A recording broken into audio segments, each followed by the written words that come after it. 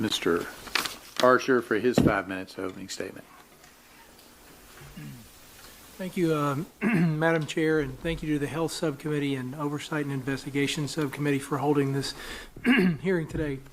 My name is Stuart Archer. I'm the President and CEO of Oceans Healthcare, a system of behavioral health facilities located throughout Texas, Louisiana, Mississippi, and Oklahoma. Oceans Healthcare prides itself on 6 core convictions: dignity, comprehensive care, quality, integrity, advocacy, and teamwork. These values are the foundation of our company and what drives our employees to provide the highest quality of care.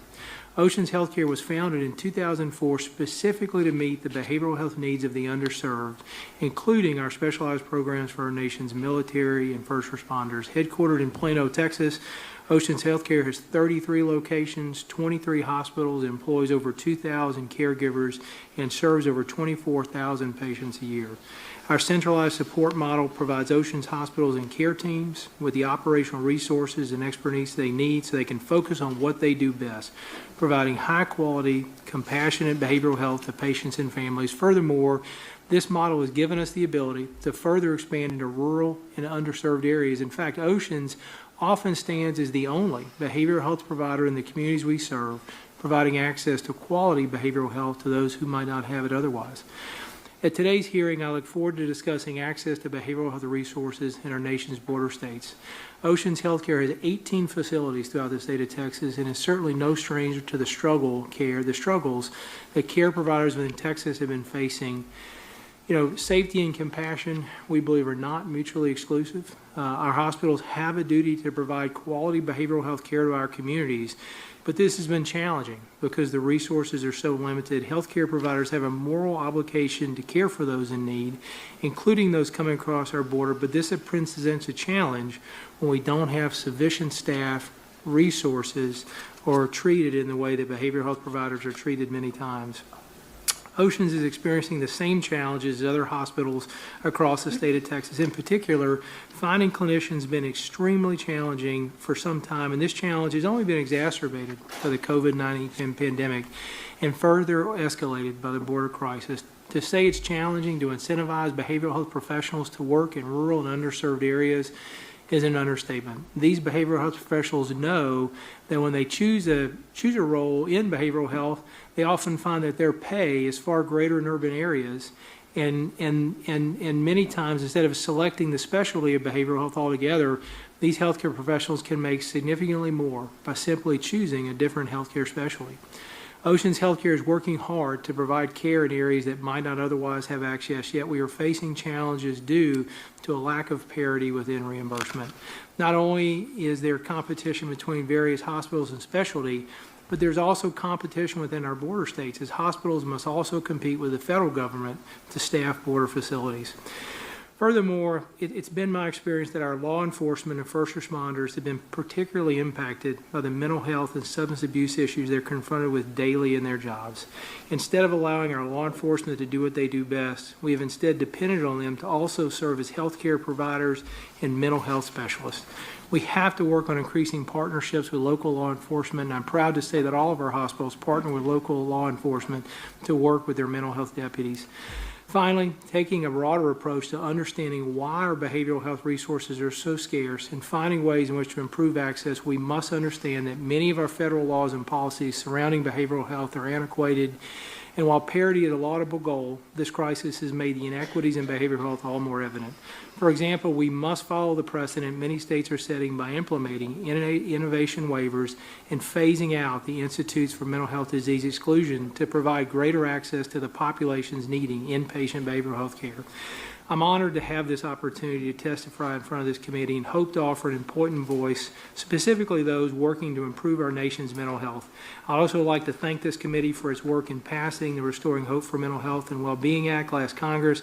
Between the COVID-19 pandemic, our border crisis, and a mental health care crisis, strain on our nation's public health resources has been building. It is a duty to assess the effectiveness of our current policies and work together to find ways to make improvements that will expand access and to ensure those who need care can receive it. Thank you for this opportunity.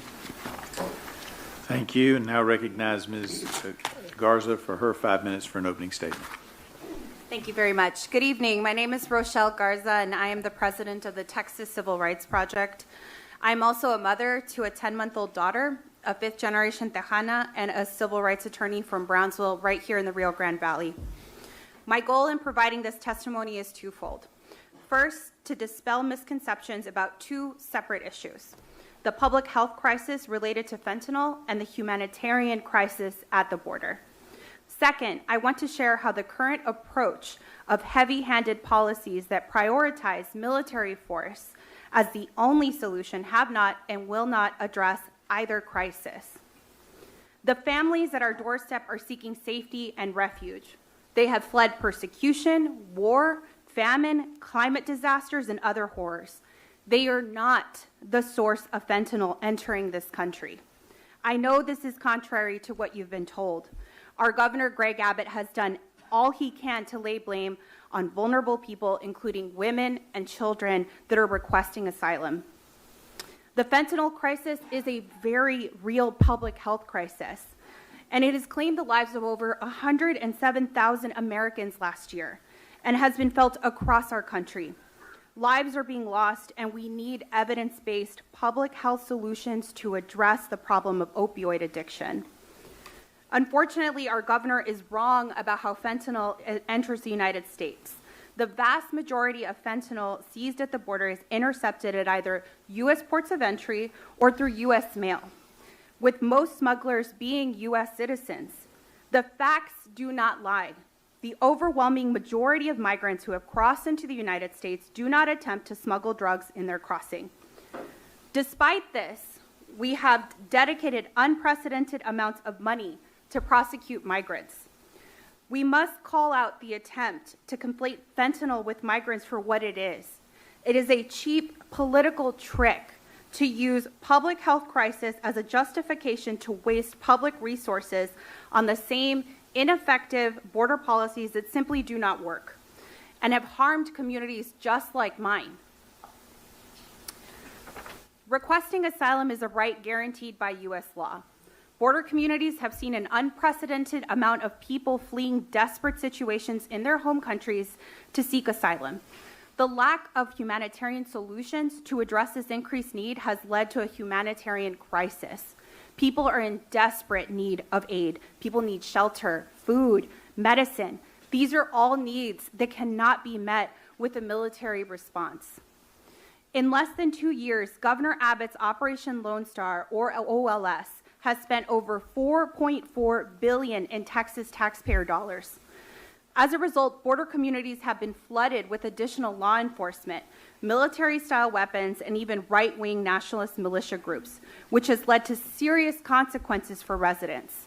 For example, Gage Brown, a resident of Brackettville, told us that high-speed chases have become the norm in her sleepy town. After law enforcement crashed into a building off the main street, the local school put boulders around the perimeter of the campus for safety. Local residents are also getting ticketed and stopped more often, bringing surges of stops, searches, and ticketing of Latino drivers, with the rest of the state does not experience.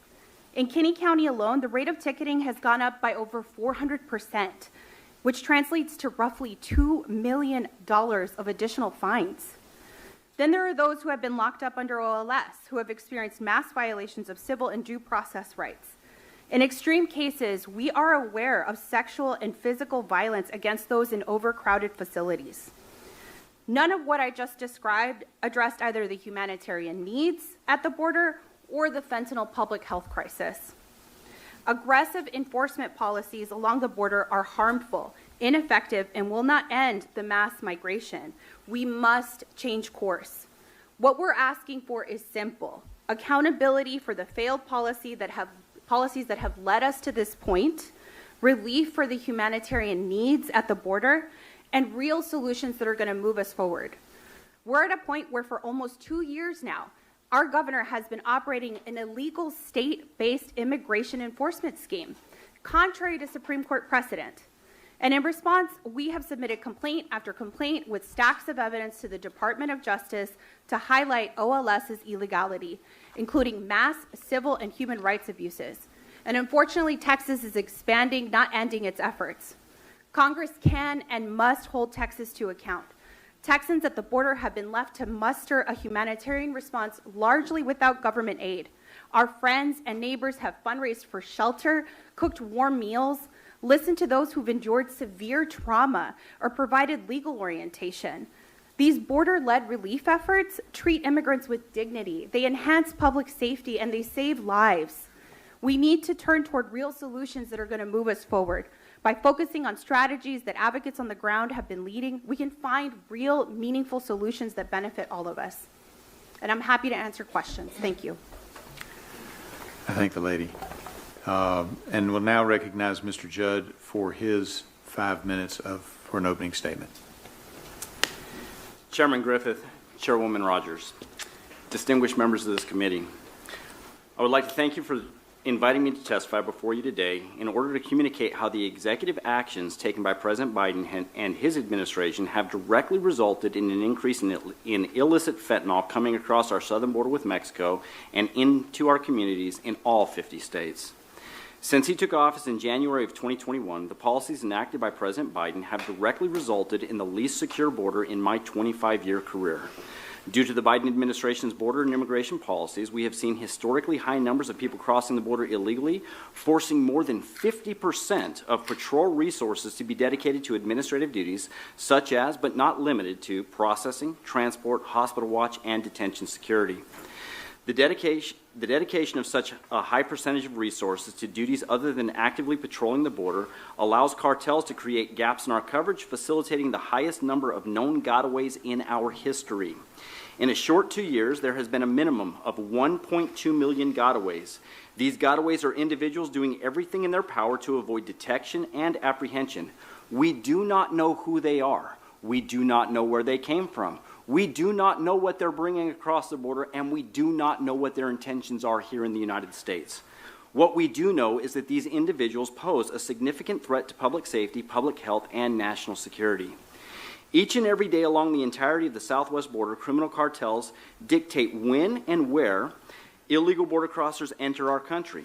The cartels have figured out the loopholes in our laws, and they know that our agents are forced to process and they know when our agents are forced to process huge numbers of illegal border crossers, we are unable to properly patrol the border. When agents are unable to patrol, huge gaps are created in our first line of defense, and that's when the cartels can run the people and things they don't want us to catch because they know they will get away. Under our current border security policies, criminal cartels have become incredibly successful at bringing their high-value products into our country illegally. And these circumstances have contributed to a huge increase in the flow of hard narcotics making their way into the U.S. and wreaking havoc on our communities. According to a Washington Post report, more than 107,000 people died from a drug overdose in 2021, and fentanyl was responsible for 2/3 of those deaths. The amount of illicit fentanyl, a synthetic opioid, pouring into our country across our southern border is staggering and frankly terrifying, knowing that just 2 milligrams is considered a lethal dose. According to publicly available data from Customs and Border Protection, the Border Patrol alone seized 949 pounds of fentanyl along the southwest border from February 2021 through January 2022. CBP just recently released narcotic seizure data for President Biden's second full year in office, February 2022 through January 2023. And the amount of illicit fentanyl seized by just the Border Patrol has more than doubled to 2,294 pounds. To give some perspective on those statistics, 2,294 pounds of fentanyl converts to over 1 billion milligrams, enough to kill over 500 million people. In September of 2021, 8 months after President Biden's open border policies went into effect, the Drug Enforcement Administration issued a public safety alert warning of the sharp increase in fake prescription pills containing fentanyl and meth. President Biden's DEA administrator appointee, Ann Milgram, stated in the alert that the United States is facing an unprecedented crisis of overdose deaths fueled by illegally manufactured fentanyl.